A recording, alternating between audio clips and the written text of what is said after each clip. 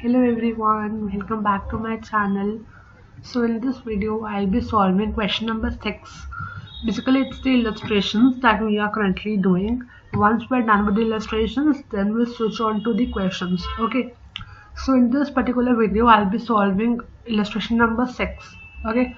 So without any further ado, let's start with solving this question. Okay. We need to calculate the current ratio. We all know the formula of current ratio. What is it? Current assets divided by current liabilities. अब देखो हमें इस question के अंदर क्या क्या information given है वो देखते हैं. We are given working capital. वो क्या होता है? वर्किंग कैपिटल क्या होता है? Current assets minus current liabilities. Current assets minus current liabilities. हमें टोटल लाइबिलिटीज दे रखी हैं other than share holders fund. मतलब कि क्या दे रखा है हमारे पास? हमें दे रखा है NCL प्लस CL. अब जिनको समझ में नहीं आ रहा मैं क्या बोल रही हूँ, I explain it with the help of the balance sheet. ठीक है, तो समझ में आ जाएगा. अब देखो हमें लॉन्ग टर्म डेट दे रखा है. Just a second. हमें लॉन्ग टर्म डेट भी दे रखा है. मतलब क्या दे रखा है? अलग से हमें दे रखा है NCL. अब देखो, अब जिसको समझ में नहीं आया उसके लिए बैलेंस शीट को हम बनाते हैं एक बारी, जिससे क्लैरिटी और मिल जाए. ठीक है, अब देखो नॉर्मल कैसी दिखती है बैलेंस शीट. ये देखो, ये बैलेंस शीट, ये होती है लायबिलिटी साइड, ये होती है एसेट साइड. यहाँ पे एसेट में क्या होता है? NCA नॉन करंट एसेट्स, और क्या होता है? Current assets.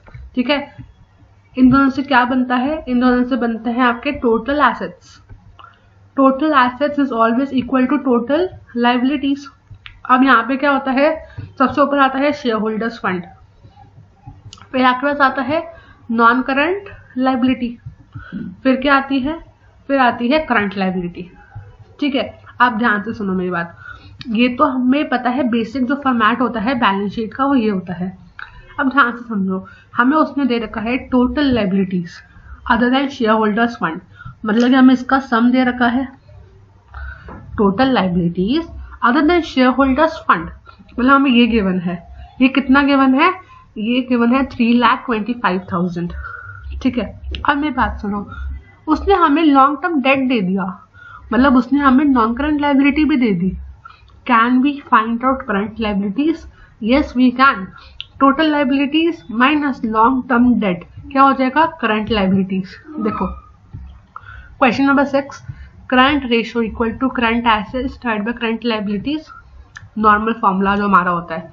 करंट लायबिलिटीज कैसे निकालेंगे? Total liabilities other than share holders fund minus long term debt. 3,25,000 minus 2,50,000, फिर क्या आ गया? 75,000 आ गया. ये आ गई करंट लायबिलिटीज. अब आपको पता है हमें वर्किंग कैपिटल दे रखी है, वो क्या होती है? Current assets minus current liability. अब देखो वर्किंग कैपिटल हमें पता है क्या होता है? Current assets minus current liabilities. अब अगर हमें क्वेश्चन के अंदर वर्किंग कैपिटल दे रखी है, करंट लायबिलिटी हमने निकाल ली, can we find out current assets? Yes we can.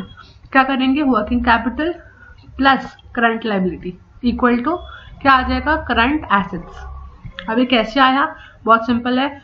Equal to के उस साइड करंट लायबिलिटीज नेगेटिव में थी, इस साइड आएगी तो पॉजिटिव हो जाएगी. ठीक है, माइनस था प्लस हो जाएगा, तो करंट एसेट्स कितने हो जाएंगे? Working capital plus current liabilities. मैंने ये लिख दिया फॉर्मूला डायरेक्टली यहाँ पे.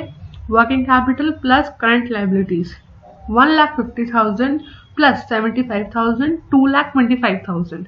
ठीक है, अब हमारे पास करंट एसेट्स मिल गए, करंट लायबिलिटीज भी मिल गई. Can we find out current ratio? Yes we can. Current assets divided by current liabilities क्या आ गया? 3:1. अब देखो, अब इन क्वेश्चंस के अंदर we are not asked to comment. ठीक है, आ सकता है तो क्या लिखोगे कि इंडस्ट्री का जो स्टैंडर्ड रेशियो होती है वो होती है 2:1. हमारी रेशियो आ रही है 3:1. That is a bit more because we have invested more amount in current assets which we could have invested outside and we can even earn some interest. ठीक है, तो बेसिकली जो हमने एक्स्ट्रा अमाउंट इन्वेस्ट कर दिया है current assets के अंदर, उसको कहीं और इन्वेस्ट करके कुछ और इनकम अर्न कर सकते हैं. ठीक है, और इंडस्ट्री का स्टैंडर्ड है 2:1 the company should try to reach this ratio. ठीक है, ऐसा लिख सकते हो आप कमेंट के अंदर, लेकिन अभी we are not asked to comment, तो लिखना मत, जरूरत नहीं है। सिंपल जैसे मैंने फॉर्मेट में क्वेश्चन सॉल्व करा है ऐसे ही क्वेश्चन सॉल्व करना है आपको भी। ठीक है, I hope this is clear. In case of any doubt do let me know in the comment section below, and thank you for watching.